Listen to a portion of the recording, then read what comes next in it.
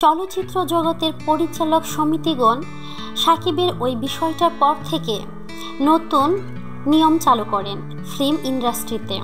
পরিচালকগণের মধ্য থেকে নির্মাতা গুলজার বলেন, সাকিব যেমন ভুল করে অন্যায় করে ফেলেছিল, ঠিক তেমনি ওরকম ভুল বা অন্যায় যেন পরবর্তীতে আর কেউ না করে। সমিতিতে আরও সিদ্ধান্ত হয় যে কোনো শিল্পী সমিতির দেয়া রুল যেন অবমাননা না করে। কেউ যদি সমিতির রুল অমান্য করে তাহলে তার বিরুদ্ধে কঠোর আইনের ব্যবস্থা নেওয়া হবে। চলচ্চিত্রের উন্নয়নের জন্য এই সিদ্ধান্তগুলো নেওয়া হয়েছে।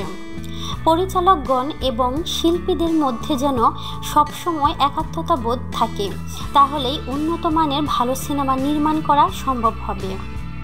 পরিচালক যেমন একজন শিল্পীর সুবিধা অসুবিধা বুঝবে, তেমনি শিল্পীদেরও পরিচালকদের সুবিধা অসুবিধা বুঝতে হবে। তো প্রিয় বন্ধুরা, আপনাদের কি মতামত তা কমেন্টের মাধ্যমে আমাদেরকে জানিয়ে দিন।